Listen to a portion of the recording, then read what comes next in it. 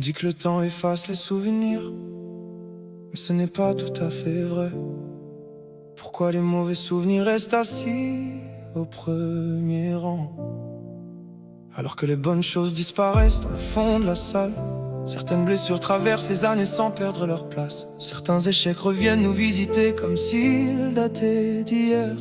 Et pourtant, les mains qui nous ont relevés, les mots qui nous ont réconfortés, les visages qui sont restés quand tout s'écroulait, parfois disparaissent plus vite. C'est étrange, on se souvient longtemps de ceux qui nous ont fait tomber, mais beaucoup moins de ceux qui nous ont aidés à nous relever. On garde les cicatrices, on oublie les pansements à l'échelle d'une vie, à l'échelle d'un peuple, à l'échelle de l'histoire. On garde les cicatrices, mais les mains qui nous ont relevés. Nuit de tempête reste, les visages s'effacent en été. Quand le ciel redevient bleu, on range les parapluies, comme si la pluie n'avait jamais sauvé nos vies. On oublie les épaules sur lesquelles on a pleuré, les appels tard le soir quand tout allait tomber. On célèbre la victoire, mais rarement les soldats qui sont restés dans l'ombre quand le monde ne croyait pas. C'est étrange comme le cœur sélectionne ses histoires. Il grave les blessures mais efface les regards. Ceux qui nous ont portés quand on n'avançait plus disparaissent parfois dès qu'on retrouve la vue. On oublie vite, vite, vite les bonnes choses. On jette notre canne dès que la route est rose. On oublie les mains qui nous ont tenus debout quand le vent soufflait fort, quand on perdait tout. On oublie vite, vite, vite les saisons douces, mais le malheur s'accroche et ne nous lâche plus. Et si nos mémoires tombent une à une dans le trou, que reste-t-il de nous?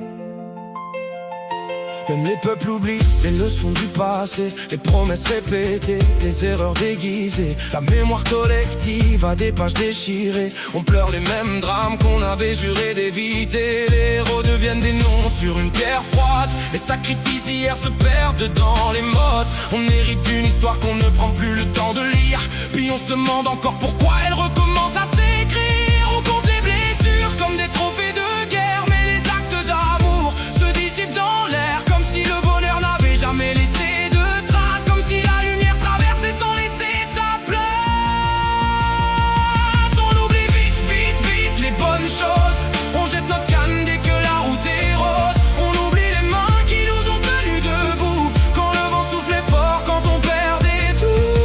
On oublie vite, vite, vite les saisons douces, mais le malheur s'accroche et ne nous lâche plus. Et si nos mémoires tombent une à une dans le trou, que reste-t-il de nous? Je voudrais écrire les noms sur les murs de mon âme, de ceux qui ont gardé la flamme quand je manquais de flamme. Ne pas oublier demain ce que j'ai reçu hier, car l'ingratitude commence souvent dans l'oubli ordinaire. Et peut-être qu'un peuple, une ville, une génération se perd moins facilement quand elle garde en mémoire les raisons de remercier, transmettre, raconter à son tour les blessures, oui, mais aussi l'amour.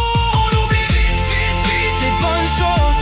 On jette notre canne dès que la route est rose. On oublie les mains qui nous ont tenus debout quand le vent soufflait fort, quand on perdait tout. On oublie vite, vite, vite les saisons douces, mais le malheur s'accroche et ne nous lâche plus. Alors je grave dans mon cœur ce que le temps dissout,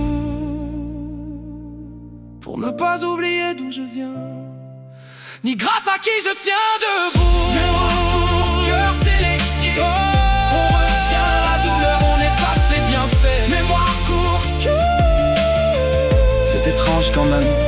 Pourquoi certaines douleurs traversent les années sans perdre leur nom, alors que certains gestes d'amour disparaissent en quelques saisons? Pourquoi je me souviens si bien de ce qui m'a blessé et si mal de ce qui m'a construit? Pourquoi les épreuves deviennent des repères et les bienfaits de simples passages? On jette souvent la canne quand on retrouve la vue, sans toujours regarder une dernière fois celui qui nous l'avait tendu. Et peut-être que personne ne le fait par méchanceté. Peut-être que c'est juste la mémoire qui choisit ses raccourcis, qui range certaines choses dans l'ombre pour faire de la place à demain. Mais alors, Que devient la reconnaissance quand les souvenirs s'effacent? Que deviennent les leçons quand les témoins disparaissent? Que devient peuple quand il oublie ce qu'il a sauvé ou ce qu'il a déjà fait tomber? Je n'ai pas la réponse. Je sais seulement qu'entre ce qu'on décide de retenir et ce qu'on laisse partir,